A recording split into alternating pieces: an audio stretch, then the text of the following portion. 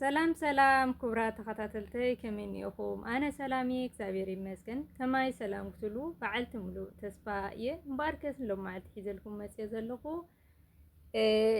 ዛንታ ኣርያመይ ናባኹም ከብሎ እየ ክሳብ መወዳእታ ሰናይ ፃንሒት። ኣርያመይ ምስ ኣርያመይ ኣብ ፆም 40 ሕማማት 5 ፅግቦ መዓልቲ ኣብ ቤተ ክርስቲያን ቅዳሴ ተወዲኡ ብሰላም እተው ምስ ተባሃለ ኣብ ኣፍ ደገ ቤተ ክርስቲያን ካብተን ክሳብ ሕጂ ብጸሎተን እንነብር ዘለና ሓላላትን ብሩኻትን እደታትና ጥጥቆ እንዳተቐበልና ከለና እዩ ነይሩ ሌላና። ኣርያም ቅድመይ ተሰሪዓ ጥጥቆ ክትቅበል ትጽበ ነይራ። ኣነ ከዓ ኣመናት ጠምየ ዘይኮንኩስ ብስም 5 ጽግቦ ዝተጠጠቐ ጥጥቆ ክትዕም ኩቱር ህርፋን ስለ ዝነበረኒ ከይረኣኽዋ ጉንፅ ኣቢለ ኣብ ቅድሚኣ ተሰሪዐ ክጽበ ጀመርኩ። ኣርያም ዝተገረመት እያ ትመስል ነይራ። ቀው ኢላ ጥምት ድሕሪ ምባል እታ ክንደይ ትደፍር ኢኻ? ኣብ ቤት እግዚኣብሔር ከም ዘለኻ ኣይርደእካ እንድዩ? ንምንታይ ትምፀኒ? እቲ ዘሎ ከኣኽለና እንድዩ ብምባል ትዛረበኒ። ይቅርታ ዝሓፍተይ ብጣዕሚ ስለ ዝፈተኹ ስለ ዝተሃወኩ እየ ኢለ ብትሕትና መለስኩላ። እሞ ኣርያም ትሕትናይ ግዲ መሲጥዋ ፍሽኽ በለትኒ። ጥጥቆ ተዓዲልና ዘይሓሰብናዮ ብሓደ እናበላዕና ገዛና ኣምራሕና። ካብ ቤተ ክርስቲያን ናይ ቁሩብ ሕቐት ርሕቕ ምስ በልና መን ኢኻ እሞ ስምካ ኢላ ስመይ ክትፈልጥ ሓተተትኒ። ዳዊት ይበሃል ክብል ምስ መለስኩላ ፍሉይ ደስታ ኣብ ገጻ ኣንቢበ ኣዝየ ድማ ተገሪመ። እንታይ ደኣ ክንድዚ ደስታ በልክዋ እሞ? ኣርያም መሐጎሲኣ ምኽንያት ኣይነገረትንን እስክገምት ብምባልያ ዝሐጉሳ ምኽንያት ባዕለይ ንኽፈልጦ ኣብ ዲቕ ዝበለ ሓሳብን ግምታትን የእትያትኒ። ኣቦኹ ዳዊት ድዩ ስሙ በልክዋ? ብርእሳ ነኖ ዝምልከት መልሲ ሃበትኒ።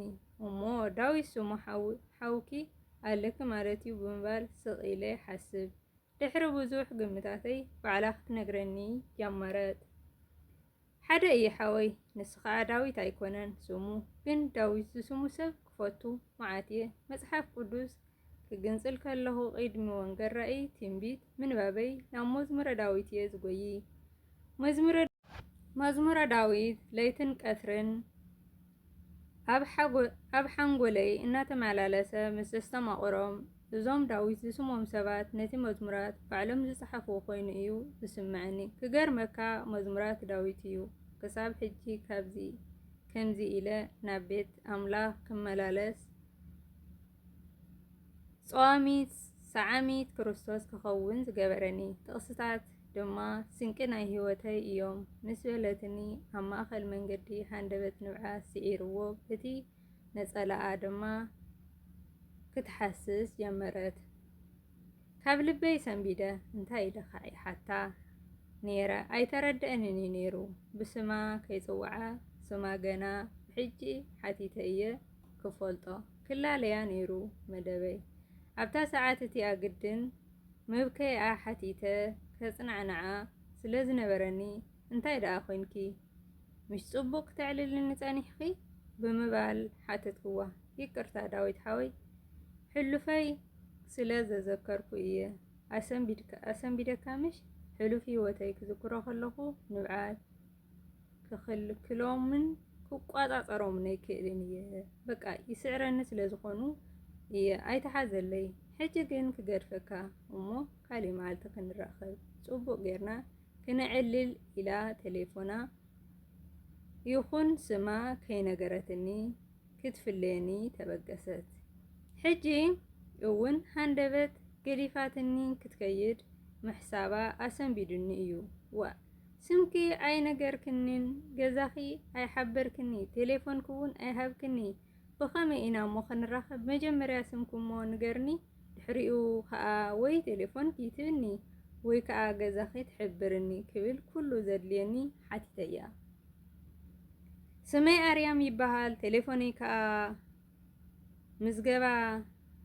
መዝግባ 0 ኢላ ብምጅማር ሂባትኒ። ንሳ ንገዛ ኣነ ንገዛይ ተፈላሊና ካብታ ንፈላለ ዕለት ኣትሒዘ ክሳብ ገዛይ ዝኣቱ ብኣብ ካብ ምሕሳብ ኣየቋረፅኩን። እቲ ዘሕስበኒ ከዓ እቲ ንንብዓታ ብድሕሪ ባይቱ ገለ ቃንዛ ቀቢሩ ከም ዘሎ ንኽርድአኒ ግዜ ኣይወሰድኩን። ገዛይ ኣተው ኢለ ክድውለላ ደልየ ግን ከዓ ጾም ውዒለ ምግቢ ትበልዕ እኮ ትህሉ ኣብ መንጎ መኣዲ ክርብሻ እየ ብዝብል ሓሳብ ክጽመም ወሰንኩ። ግን ኣይከኣልኩን። ምስላ ኣብ ዓይነይ ንብዓታ ኣብ የእሙረይ እናተመላለሱ ኣናወጹኒ። ልበይ ከዓ ብናይ ቅጽበል ሌላና ኣብ ውሽጠይ ዝኣተወ ቃላት ኣርያም ገለ ስምዒት የሕዲራ ኖ ጌጋ ክብል ክገንሓ ፈተንኩ። ልበይ ግን ትሰምዕ ኣይትመስልን እያ። ደውለላ ኩነታት ትፍለጥ ከመይ ኢልካ ስቕ ትብል ኣሚናትካ እያ እኮ ክተዕልለካ ሓሲባ ኢሉ ሕሹኽ ክብለኒ ይፍለጠኒ ነይሩ። ንኹሉ ነቲ ኩነታት ስዒረ ክድውለላ ወሰንኩ። እታ ዝሃበትኒ ቁፅሪ ቴሌፎና ከመይ ኢለ እየ ከምኡ ኢለ መዝጊበያ ኣይፈልጥን። ኣየ ንዝኾነት ጓል ትኹን ወዲ ቁፅሪ ቴሌፎን ክምዝግብ ከለኹ በቲ ትክክለኛ ስሞም እየ ዝምዝግቦም ነይረ። እዛ ይትብል ቃል ኣብ ዝኾነ ተጠቒመላ ኣይፈልጥን እየ። ኣብ ኣርያም በፂሓ ግን እንታይ ኮይነ ተጠቒመላ ኣይፈልጥን። ኣርያመይ ኢለ መዝጊበያ ብዝኾነ ልበይ ህርመታ እናወሰኸት ደዊለላ የእዛነይ ክትቅበለኒ ተሃንጥየን ከለዋ ውሽጠይ ከዓ እንታይ ደኣ ክብለካ እየ ብምባል ብፍርሒ ተወሪሩ። ኣርያመይ ንቁፅሪ ቴሌፎነይ ኣይመዝገበታ ነይራ። ግዲ ኮይና ብጥዑም ድምፂ ገይራ ሄሎ መን ክብል በለትኒ። ኣነ ዳዊት እየ ክብላ ኣይደፈርኩን ኢለ እየ ጠጠው ዝበልኩ። መን ክብል እባ ብምባል ደገመትለይ። ፍርሐይ ንድሕሪት ደርብየ ድፍረት ወሲኸ ኣነ ዳዊት እየ ኣርያም ከመይ ኣቲኺ ክብለኪ እየ ደው ኢለ ምስ በልክዋ ዘይተፀበኽዎ ብጥዑም ድምፃ ገይራ ንስመይ ኣድሚፃታ ጽቡቕ እታ ዳዊተይ ምስ በለትኒ ልበይ መሊሳ ካብ ዝነበረቶ ንላዕሊ ህርመታ ከም ትውስኽ ገይራታ። ጽቡቕ ኣርያመይ እንቋዕ ብሰላም ኣተኺ ኣነ ከዓ ደሓን ዶ ኣትያ እናበልኩ ክሓስብ ስለ ዝጸናሕኩ እየ ደው ኢለ ኮ ደሓያ ዘይፈልጥ ብምባል ደው ኢለልኪ ኢለያ። ጽቡቕ ጌርካ ዳዊተይ ኣነ ኸማን ካብ ሓሳበይ ኣይወጻኽኳን። ንስኻ ኸ ደሓን ዶ ኣቲኻ ርሑቕ ድዩ ገዛኹም ወይስ ቀረባ እዩ ዝብሉ ሕቶታት ምስ ሰደደትለይ ደስታ እናተሰማዕኒ እየ መሊሰላ። ጽቡቕ ኣትየ ኣርያመይ ገዛና ከዓ ቀረባ እዩ። ፍቓደኛ እንተኮይንኪ ገዛና ክዕድመኪ ወይ ከዓ ንስኺ ዓድምና። ክገርመኪ ማማ ጋሻ ክትፈቱ መዓት እያ። ዝኾነ ጋሻ ክመጽእ ከሎ እንታይ ከም ዝረኸበት ገጻ ብሓጎስ እዩ ዝመልእ። ባባ ከዓ እሞ ግደፍዮ ጋሻ እንተመጺና ገዛ ዝገብረሉ እዩ ዝጠፍኦ። ኩልና ገዛና ጋሻ ብጣዕሚ ኢና ንፈቱ ኢለ ባህርያት ናይ ገዛና ምስ ይዕለልክዋ ድምፃ ጠፊኡ ቴሌፎነይ እንተረኣኽዋ ድሮ እታ ቴሌፎን ተዓፅያ እያ ጸኒሓትኒ። ንዓይ እዩ ዘይተረድአኒ እምበር ንኣርያመይ ውሽጣ ተንኪፈ ንድሕሪት የመሊሰያ። ቴሌፎን ዓፅያ ትበኪያ ነይራ።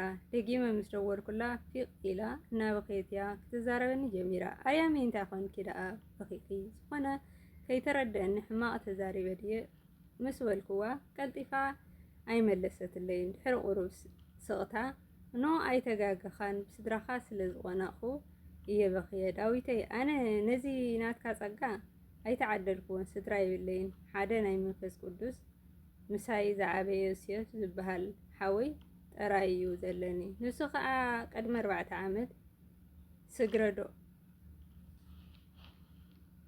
ስግረዶብ ኢሉ ንስደት ምስ ከደ ኣበይ ኣትዩ እንታይ ኮይኑ ዋላ ሓንቲ ዝፈልጦ የብለይን። ንብዙሓት ሰባት ሓቲተ ግን ክረኽቦ ይከኣልኩን ጆሲ ሓወይ ንስደት ኢሉ ምስ ጠፍአ ክሳብ ዛ ሰዓት ቀሲነ ደቂስ ሓዲረ ኣይፈልጥን እየ።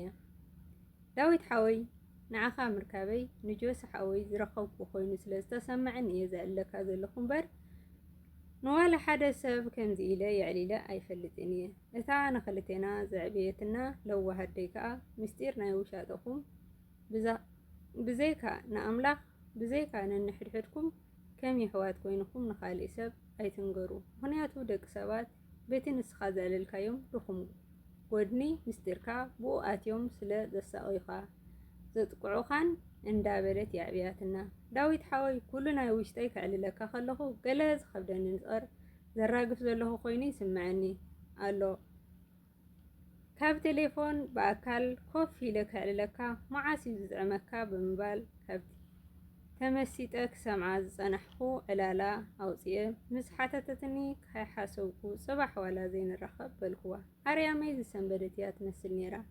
ወኣተ ዳዊት ሓወይ ፅባሕ ዳ ዓርቢ ስቕለት እዩ ናይ ጎይታና መድሓኒና ኢየሱስ ክርስቶስ እንድዩ ቀዳም ከዓ ኣይጥዕምን እዩ። ምክንያቱ ጥልቀት ጠሊቕና ስለ ንውዕል ድሕሪ ፋሲካ ሶኒ ኮፍ ኢልና ንዕልል እዘን 3 መዓልቲ ግን ኣይጥዕምን እዩ በለትኒ። ዓርቢ ስቕለት ምዃኑ ይፈልጥ ነይራ ንምንታይ ከምኡ ኢለያ ግን ኣይተረድአንን። ከይሓሰብኩ እየ መሊሰላ። ብዝኾነ ግን ምስ ሓሳባ ተስማዕምየ እተን 3 መዓልቲ ዓመት ኮይነናና እናተሰማዓኒ ወዲአየን። ድሕሪ ፋሲካ ሶኒ ኣብ ሓደ ጽቡቕ መናፈሻ ኢና ተራኺብና ሰላም ተባሂልና ኮፍ ምስ በልና ንድሕሪት ይመለሳ ከም ዘለኹ እናተረድአኒ ክፈልጦ ምድራይ ጥራይ ይቕጽል። ካልኣይ ዛንታ ናይ ኣርያመይ ንሎማዓልቲ ከይነፈኩም ቪድዮ ኣብዚ ኣቋሪፅና ኣለና። ብኻልኣይ ክፋል ክሳዕ ንራኸብ ሰሰነዩ ንትገብሩለይ ምትብባዕ ኣዝየ ዘመስግን ክብረት ይሃበለይ።